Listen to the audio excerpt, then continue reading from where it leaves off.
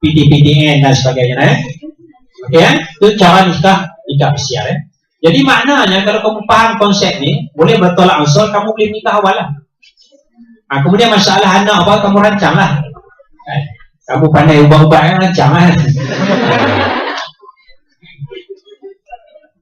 Yalah, kahwin. Suami tak boleh tanggung nafkah rumah, tak boleh tanggung pakaian isteri, tak boleh tanggung makanan isteri pun dia tak perlu tanggung lagi. Tiba-tiba dapat anak, siapa nak tanggung anak ni? Kan? Itu kena rancang. Apakah hukum dating tanpa ditemani mahram? Tanpa ditemani mahram walaupun beramai-ramai. Jadi dating ni apa faedahnya kita nak berdating? Apa faedah? Nak berkenalan? Tak perlu dating. Kita boleh berkenalan, nak tahu tarikh lahir dia, boleh tanya dalam handphonenya.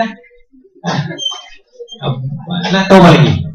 Nak tengok gambar dia, nak tengok gambar di keluarga dia. Tak perlu kita nak dating lah. Tak ada keperluan lah nak dating tu.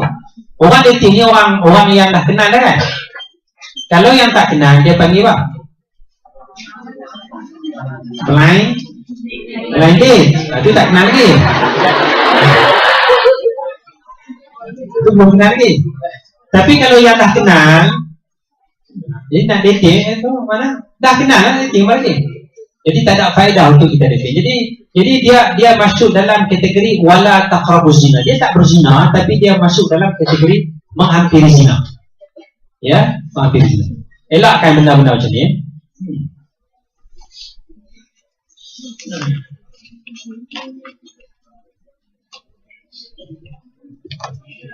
Tengok gambar okey, tak ada masalah. Tengok gambar orang kita suka boleh? Gambar je boleh. Tengok orang pun boleh, tengok gambar pun boleh, tidak ada masalah. Sebab dia gambar kita ramai-ramai kan. Okey, tak ada masalah. Boleh. Gambar lah. Sebab itu ada fatwa, tapi fatwa ni pelik sikit lah. Fatwa daripada seorang ulama Indonesia, nama apa tu, mudah lagi tak. Dia kata boleh tengok gambar, hatta gambar rujak. Yang tu pelik sikit lah. Tu salah kita ambil fatwa tu Ada fatwa ulama Indonesia, ada. Ini gambar biasa, gambar tutup aurat biasa. Yang tu masih lagi dalam daerah harus, insyaAllah. Soalan seterusnya, boleh tidak lelaki perempuan tinggal sekampung balik bersama?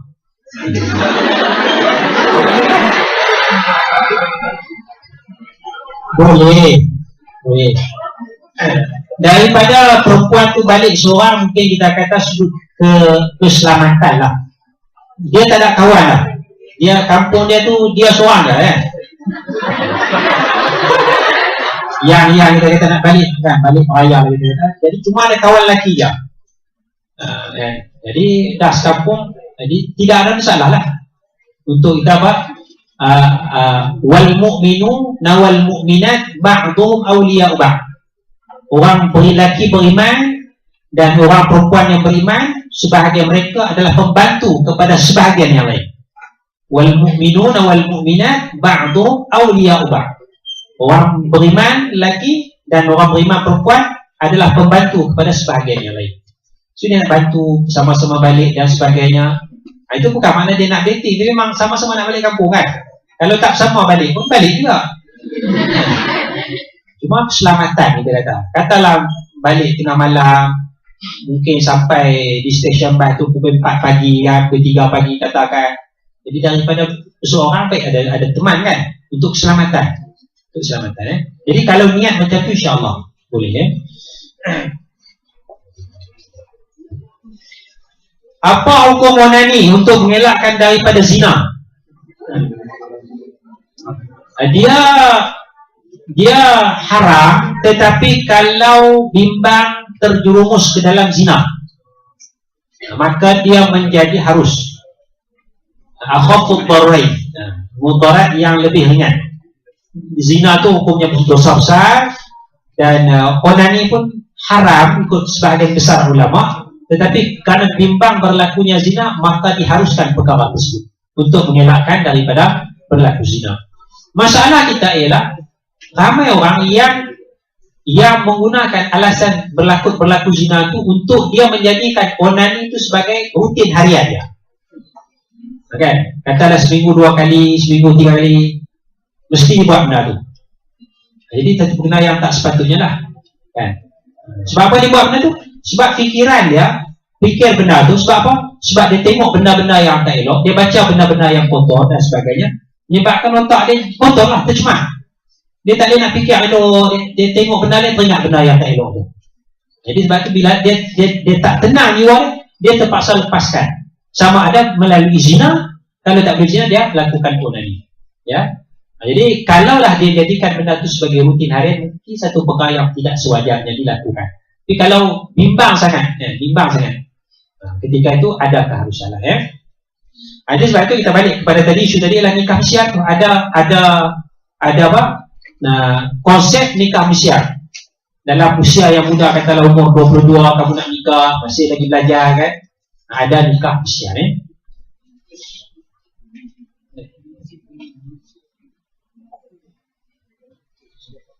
Baik, satu kelas lelaki dan perempuan pergi ke mall bersama. Dia nak pergi bersama, okey. Tetapi dalam kita pergi itu bagaimana pergaulan kita? Bayangkan pergaulan. Jangan mata bayangkan kalau kita pergi bersama. Dia huha-huha dalam bas, di mall tu, di pusat beli-belah dia bertepuk, bertampar, kan? Benda-benda tu boleh berlaku.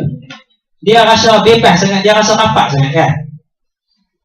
Mungkin ketika tu masing-masing akan ambil pasangan masing-masing. Ya. Dia akan berlaku macam tu, kan? Jadi asal kita nak pergi sama-sama, kita ada tujuan, bisa kita dalam salah, tapi bimbang kita terpesong daripada perkara yang sepatutnya.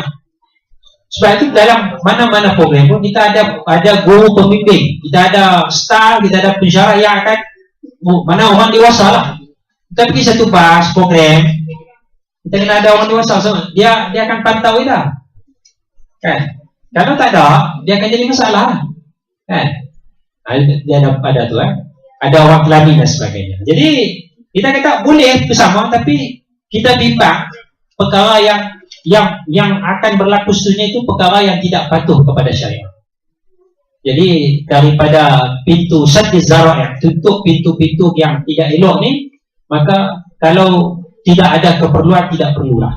Kecuali kita nak pergi itu kerana assignment kita nak buat satu kumpulan campur lelaki perempuan, kita nak pergi itu satu tempat yang perempuan tak boleh pergi saja, keselamatan, so kena kumpulan kita memang kena lelaki perempuan.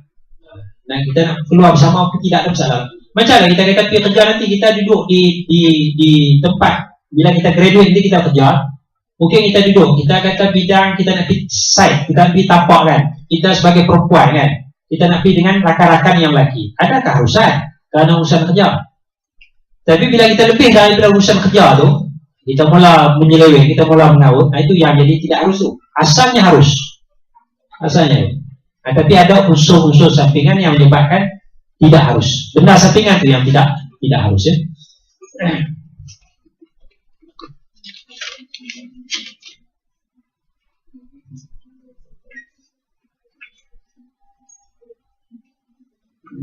Baik, ini masalah jalan. Macam mana kalau kita kejar masa sistemnya?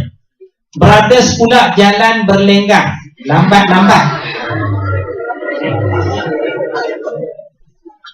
Bila kita tegur suruh jalan cepat, dia bagi kita laluan. Bagus, berhemah.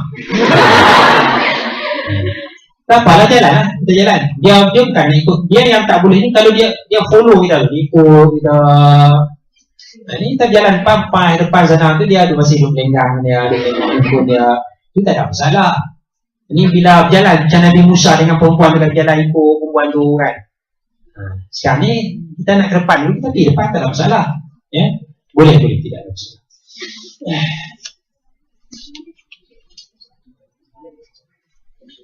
Bagaimana cara untuk kita tegur orang yang couple, ya?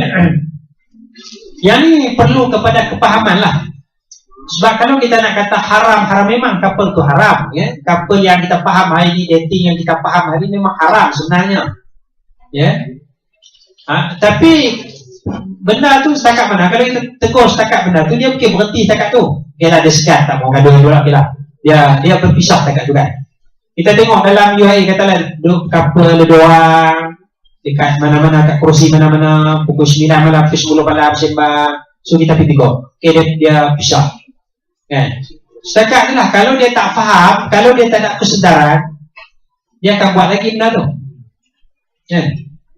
Sebab itu, faham satu, ilmu satu, faham dan sedar benda tu. Kan? Ada kawan misteri ustaz, dia tunjuk kepada ustaz. Budak sekolah Arab ya. Dia pakai tudung, kemudian dia pakai baju lengan pendek. Dia pakai baju lengan pendek. Sekolah Arab, 5 tahun sekolah Arab. 5 tahun sekolah. Dia mula begini. Selama ni duduk kenal dia, tak pernah lagi lah nampak ada bekerja dengan kan. Tapi isteri ustaz begitu, dia dulu masa universiti pun kadang-kadang dia pakai juga baju pendek, dengan pendek ni kan. Cuma sejak mengenali dia tak pernah nampak lagi tu. Baru-baru tunjuk dia tengok dia dah pakai baju dengan pendek. Jadi perempuan tu ibu tunggal faham kan?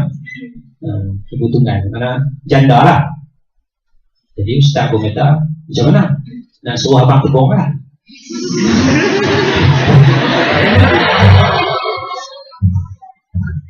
Isteri ustaz kata nanti dulu, jangan cepat sangat tunggu dulu. Kalau ustaz pergi tebong lah jadi contoh ni. Apa benda tu? Dia bayangkan sekolah agama, dia dah mengaji bab tu, tapi wallahualam iman, kesedaran ya. Jadi dia pakai itu dan mungkin bukan kerana terdesak, dia pakai itu dalam keadaan biasa, dalam keadaan jadi bangga perkara itu kan. Jadi sama couple ni, dia bagaimana kita nak fahamkan benda ni salah, bagaimana kita nak sedarkan. Kadang-kadang tahu salah, tapi dia tak mau sedar lagi benda tu. Jadi benda ni perlu kepada ilmu, perlu kepada kepahaman, perlu kepada kesedaran ya. Sebab itu dalam pendekatan setengah orang kadang-kadang dia mungkin tak tegur cara couple tu. Dia tahu kata benda tu salah, dia tak tegur direct. Dia tegur secara jauh sikit. Dia ajak pergi semayang, dia ajak pergi majlis ilmu, dia ajak ikut majlis bacaan Quran dan sebagainya. Dia nak bina iman betul lebih dahulu. Kalau dah iman dah ada, dah kuat, amal soleh dah banyak, insya-Allah kalau nak tegur bab yang salah ni, insya-Allah boleh dilakukan. Kalau pembinaan tak ada, iman tak ada, tak kuat, amal soleh tak banyak, kita tegur benda tu salah, dia mungkin bersurai waktu tu, tapi esok besar dia buat balik. Bagaimana kita nak isi dengan keimanan, nak menyuburkan dengan iman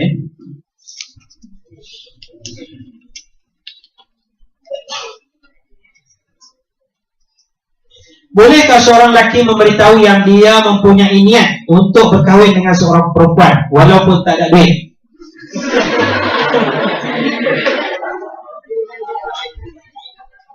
Nak bagi tahu, memang kena bagi tahu. Kalau tak bagi tahu macam mana tahu? Kena bagi tahu lah apa berminat dan nak kahwin, cuma duit tak ada. Kan? Jangan risau duit tak ada. In yakunu fuqara yughnihimullahu min fadli. Kata Allah Ta'ala dalam bab kahwin tu. Kalaulah mereka tu miskin, kalau mereka miskin, yughnihimullahu min fadli, Allah Ta'ala akan kayakan daripada kurniaan Allah. Kahwin tu adalah satu langkah untuk menjadi kaya. Ya, satu langkah untuk menjadi kaya. Sebab itu dalam satu kitab Tafsir Qurtubi dia cerita, Imam Ja'far As-Sadiq cerita, Imam Ja'far As-Sadiq, orang datang kat dia, ya Imam, ya Syekh, saya miskin. Lelaki itu beritahu, saya miskin. Imam Ja'far As-Sadiq kata, tazawwaj, kahwinlah. Dia miskin, tapi Imam Ja'far As-Sadiq suruh dia kahwin. Lelaki ini pun kahwin. Lepas berapa lama dia kahwin, dia masih miskin lagi. Dia datang jumpa Imam Ja'far As-Sadiq, ya Imam, saya dah kahwin tapi masih miskin. Imam Ja'far As-Sadiq kata, kahwin lagi. Kahwin lagi dua lagi sini dah. Tapi dia masih miskin.